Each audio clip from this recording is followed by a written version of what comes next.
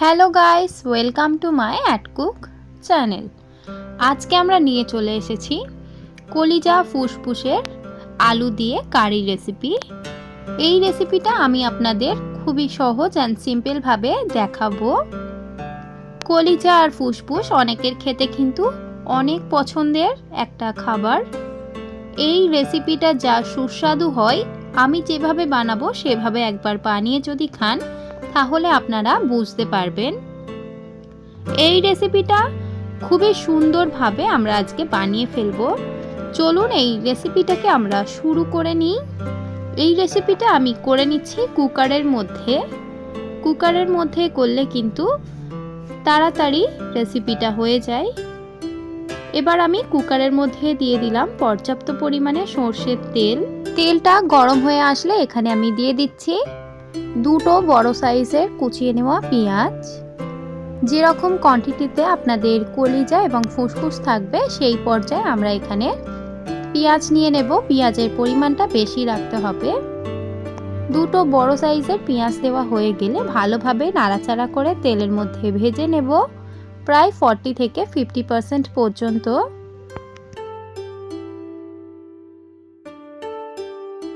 পেঁয়াজটা 40 থেকে 50% ভাজা ভাজা হয়ে আসলে দিয়ে দিচ্ছি এই পর্যায়ে আমি জিরে গুঁড়ো 2 চা চামচ পরিমাণে।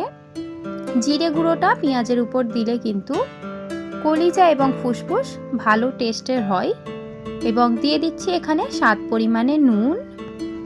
নুনটা এখানে আমরা পরিমাণ অনুযায়ী দিয়ে দেব।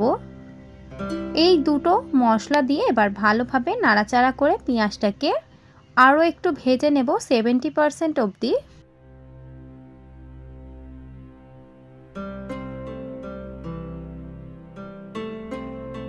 দেখুন পেঁয়াজটা এখানে 70% ভাজা ভাজা হয়ে এসেছে। এই পর্যায়ে দিয়ে দিচ্ছি আমি কলিজা এবং ফ্যাপসাগুলো। এখানে আমি প্রায় 1 কিলো পরিমাণের ফ্যাপসা বা কলিজা মিক্স করে নিয়েছি।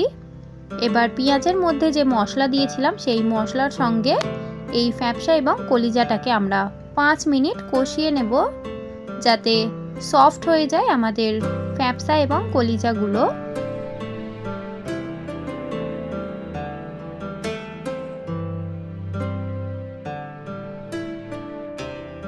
কলিজা কিন্তু নাড়াচাড়া করার পর এবার আমাদের এই পর্যায়ে দিয়ে দিতে হবে মশলা। দিয়ে দিলাম আমি 1 চা চামচ ভর্তি করে হলুদ গুঁড়ো। দিয়ে দিচ্ছি ঝাল লঙ্কার গুঁড়ো 1 চা চামচ পরিমাণে। আপনারা আপনাদের ঝাল অনুযায়ী কিন্তু এখানে লঙ্কা গুঁড়ো ব্যবহার করে নিতে পারেন। যেহেতু নুন এবং জিরে গুঁড়োটা আগে ব্যবহার করেছি তাই আমি এখানে দিচ্ছি না। এবার দিয়ে দিচ্ছি আমি 1.5 চা চামচের মতো আদা এবং রসুনের পেস্ট। এই জাস্ট মশলাগুলো দেওয়া হয়ে গেলে এবার ভালোভাবে নাড়াচাড়া করে কষিয়ে নেব আবারও কলিজা এবং ফুসফুসটাকে।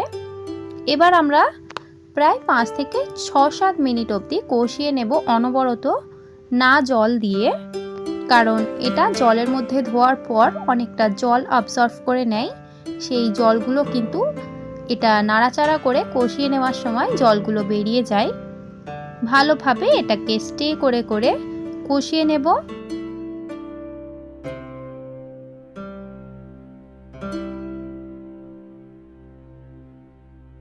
5 মিনিট কলিজা এবং ফ্যাপসাটা ভালোভাবে নাড়াচাড়া করে কষিয়ে নেওয়ার পর কিন্তু 50% কুক হয়ে গেছে।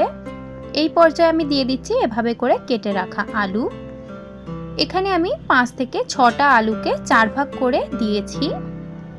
আলুগুলো ভালোভাবে খোসা ছাড়িয়ে ফ্রেশভাবে ধুয়ে নিয়েছি। এবার নাড়াচাড়া করে প্রায় আমরা 3 থেকে 4 মিনিট আলুটাকে দিয়েও কষিয়ে নেব যাতে মশলাটা আলুর মধ্যে ভালোভাবে অ্যাবসর্ব হয়।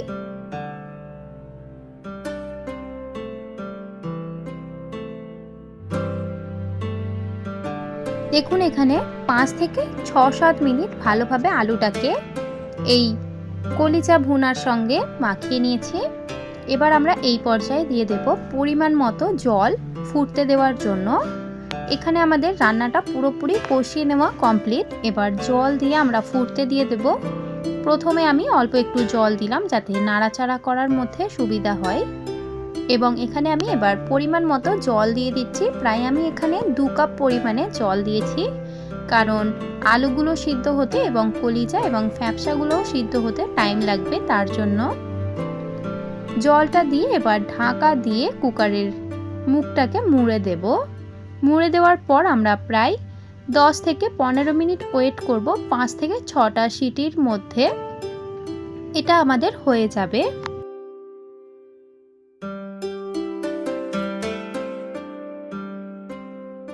পাঁচ থেকে 6টা সিটি হয়ে যাওয়ার পর এখানে আমি চামচ দিয়ে হাওয়াটা পাস করে নিয়েছি। এবার আমি ঢাকনাটা খুলে নেব। এই পর্যায়ে কিন্তু আমাদের ঝোলটা অনেকটাই গাঢ় হয়ে গেছে। এবার জাস্ট হাতা দিয়ে একটু নাড়াচাড়া করে এটাকে আমরা রেস্টে রেখে সার্ভ করে নেব। খুবই সহজভাবে আপনাদের দেখানোর চেষ্টা করেছি। আশা করি আপনাদের এই ভিডিওটা দেখে ভালো লেগেছে। যদি আপনাদের এই ভিডিওটা ভালো লেগে থাকে তাহলে অবশ্যই লাইক, শেয়ার অ্যান্ড সাবস্ক্রাইব করে দেবেন।